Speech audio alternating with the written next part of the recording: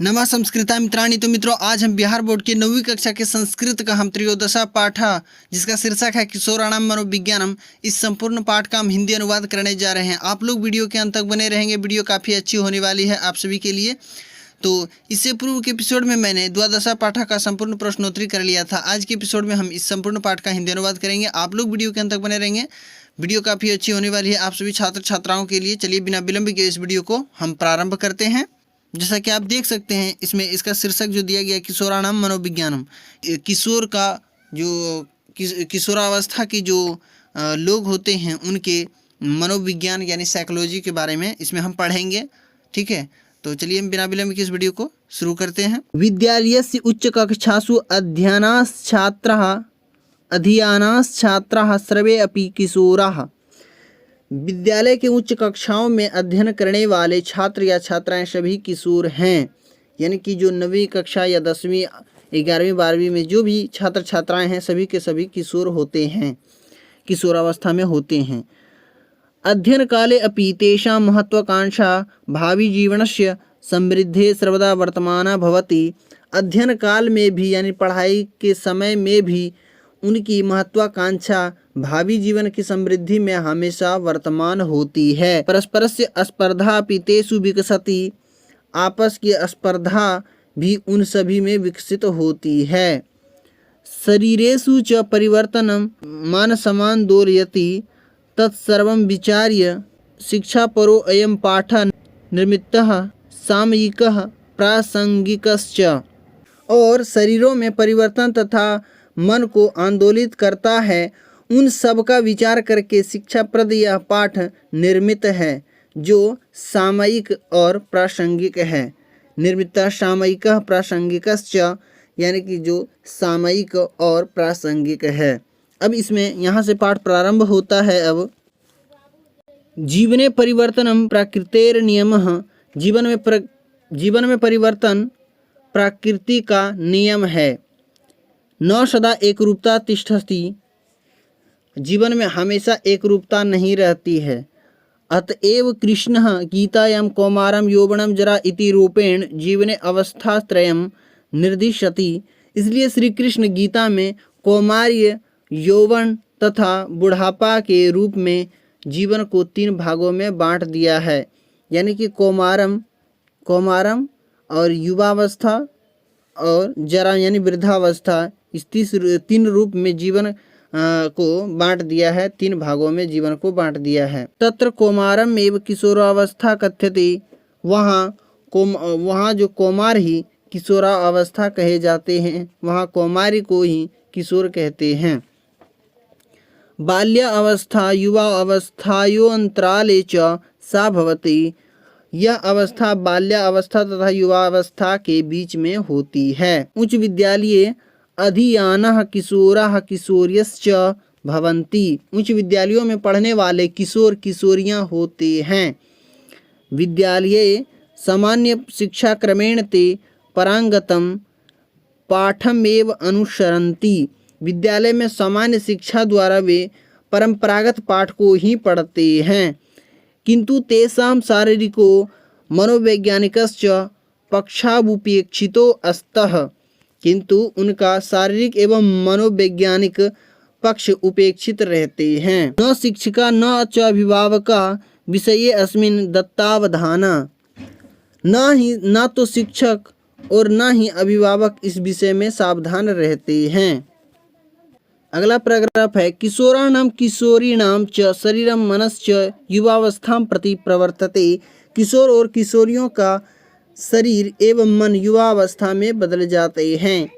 शरीरे तावन्मार्दवं बाललक्षणं शनैः शनैः परुषतां प्राप्नोति। अर्थात शारीरिक विकास के कारण बाल्यावस्था की कोमलता धीरे धीरे कठोरता में बदल जाती है। यौवन लक्षणानि च समाविशन्ति। और युवावस्था के सारे लक्षण प्रतीत होने लगते हैं। शरीरेण सह मनसो अपि वृत्ति विकारः आगच्छति। शरीर के साथ मन भी दूषित होने लगते हैं, हो जाते हैं। शरीर के साथ मन भी दूषित हो जाते हैं। अनुशासनम तदानीं प्रिय भवति। उस समय अनुशासन अप्रिय लगने लगता है। स्वैरवृत्ति स्वच्छंदता व पदम धारयति मानसे, मन में मनमाने ढंग से रहने का विचार आ जाता है। विशेष रूपेण एकल परिवारे स्थितानां किशोराणां तु शैव कथा, संयुक्त परिवारे तु सहिष्णुता बंधुभावो व न विनश्यति। खासकर एकल परिवार में किशोरों की स्थिति तो ऐसी है, किंतु संयुक्त परिवार में सहनशीलता तथा बंधुत्व की भावना नष्ट नहीं होती। संपन्न परिवारे पालिता किशोरा यदा कदा स्वमित्राणि विकृतानि कुर्वते। संपन्न परिवार में पले हुए किशोर अपने मित्रों को कभी कभी दूषित कर देते हैं, अर्थात उनके चरित्र को बिगाड़ देते हैं। तेषां महत्वाकांक्षां वर्धयन्ति, उनकी महत्वाकांक्षा उनकी आकांक्षा को बढ़ा देते हैं। एते च स्वपरिवारं प्रति आक्रोश भावम् अपि प्रकटयन्ति, और अपने परिवार के प्रति आक्रोश प्रकट करते हैं। किशोरेषु विकसितस्य तादृशस्य दिवास्वप्नस्य परिशोधनं परिमार्जनं चावश्यकं भवति। किशोरों में विकसित इस प्रकार की अवास्तविक कल्पना को रोकना अति आवश्यक होता है। तदर्थम शिक्षका अभिभावकयोर्मध्ये काले काले संवाद विचार विमर्शश्चानिवार्यः। इस उद्देश्य की पूर्ति के लिए शिक्षक एवं अभिभावक के बीच समय समय पर विचार विमर्श होना जरूरी है, होना चाहिए, होना अनिवार्य है। यानी विचार विमर्श होते रहना चाहिए शिक्षक और अभिभावक के बीच में। अब आगे इसमें है, जीवनम प्रति आशावदभि किशोरैर्भवितव्यम। किशोरा अवस्था से ही जीवन के प्रति आश्वासन होना चाहिए, किंतु स्वकीय मूलम साधन जातम च न विस्मरणीयम। किंतु अपनी क्षमता और साधन को नहीं भूलना चाहिए। समाजे सुलभानां साधनानां उपयोगेन स्वाभिलाषस्य पूर्णम श्रेयः। समाज में उपलब्ध साधनों के उपयोग द्वारा अपनी इच्छा की पूर्ति करना श्रेयकर होता है, श्रेष्ठ होता है। लक्ष्यम च दूरतो दृश्यमानमपि सदानुबंध शालिभिर्लभ्यते। और लक्ष्य को दूर देखते हुए भी सदा दृढ़ निश्चय वालों द्वारा ही प्राप्त किया जाता है। एतदर्थम महतां जनानां जीवनचरितस्यापि यदा कदानुशीलम अनुसरणम च कर्तव्यम। इसलिए महान लोगों के जीवन चरित्र का कभी कभी अध्ययन तथा अनुसरण करना भी कर्तव्य है। अर्थात महान लोगों के जीवन चरित्र का अध्ययन करना ये कभी कभी आवश्यक होता है। नारीणां जागरण काले अधुना किशोरियो अपि स्व अभिलाषस्य सोदेश्यतां पूरयितुं क्षमा सन्ति। यानी नारी के जागरण काल में अब किशोरियां भी अपनी इच्छा के अनुसार अपने उद्देश्य की पूर्ति के लिए सक्षम है। नैकम अपि कार्यम संप्रति ताभिर्लभ्यम दृश्यते। वर्तमान समय में कोई भी ऐसा कार्य नहीं है जो किशोरियों के लिए अलभ्य है, जो किशोरी नहीं कर सकता है, ऐसा कोई कार्य नहीं है। तथापि संकल्पस्य दृढ़ता साधनानां स्वाभीष्ट दिशया च प्रवर्तनम अपि काम्यम स्यात्। अर्थात वे हर क्षेत्र में विद्यमान है, फिर भी दृढ़ निश्चय के साथ साधनों का मन के अनुकूल दिशा से अपेक्षित उपयोग हो। साधना भावे कुंठा पालनम नोचितम। साधन के अभाव में कुंठित होना अनुचित है, ये उचित नहीं है।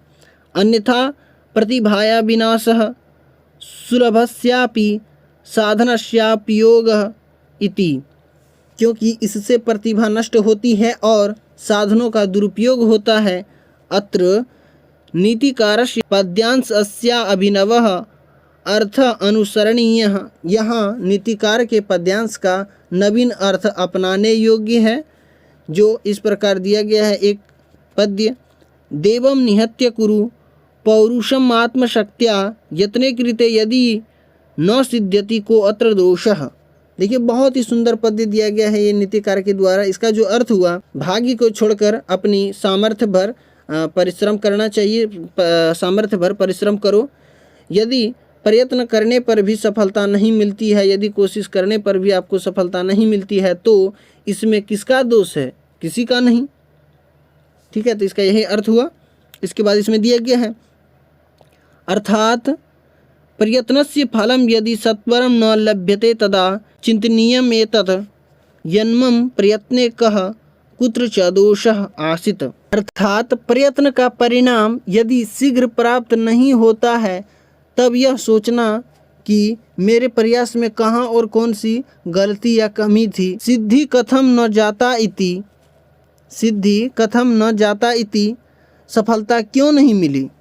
पुनः प्रयासो अवधेयः, फिर से प्रयास करना चाहिए। प्रारब्धम उत्तम जना न परित्यजन्ति इति कबीर वचनम, महापुरुष आरंभ करते हुए यानी उत्तम विचार वाले जो लोग होते हैं वे आरंभ करते हुए कार्य का त्याग नहीं करते हैं, ऐसा कवियों का मानना है। आगे शिक्षा काले तु वर्तमान कार्यमेव चिंतयेत, विद्यार्थी जीवन में यानी शिक्षा के काल में विद्यार्थी जीवन में तो उपस्थित कार्य के विषय में सोचना चाहिए। नाति दूरम पश्येत अन्यथा वर्तमानम अपि गतम स्यात् श्रेष्ठः कालो वर्तमान इति सुधियः कथ्यन्ति। उच्च आकांक्षी का न होना चाहिए क्योंकि इससे वर्तमान भी खो जाता है। यानी विद्वानों का मानना है कि वर्तमान ही सबसे मूल्यवान समय होता है। संकल्पस्य दृढ़ता दृष्टि व्यापकता चेति किशोर जीवनस्य मंत्रद्वयं सदा स्मरणीयम। दृढ़ संकल्प और व्यापक दृष्टि, किशोरावस्था की ये दो मंत्र सदा याद रखने योग्य हैं, सदा स्मरण रखने योग्य हैं। तो ये दोनों, ये किशोरावस्था की ये दो मंत्र हैं जीवन के, इसे याद रखना है। दृढ़ संकल्प और व्यापक दृष्टि, ये दोनों याद रखनी है। तो इस प्रकार जो है यहाँ पे किशोराणाम मनोविज्ञानम, इस संपूर्ण पाठ का जो है यहाँ पे हिंदी अनुवाद मैंने करवा दिया और आशा करते हैं कि ये इसका हिंदी अनुवाद आपको बहुत ही अच्छी तरीके से समझ में आई होगी, अच्छी लगी होगी। और वीडियो पसंद आई तो आप वीडियो को लाइक ज़रूर कर देंगे, चैनल पे नए हैं सब्सक्राइब जरूर कर लेंगे, आप इस परिवार का अभिन्न सदस्य बन जाएं। और इस वीडियो में इतना ही, मिलते हैं इससे अगले वीडियो में इससे भी बेहतरीन इसका प्रश्नोत्तरी के साथ। तब तक के लिए नमः संस्कृता, धन्यवाद।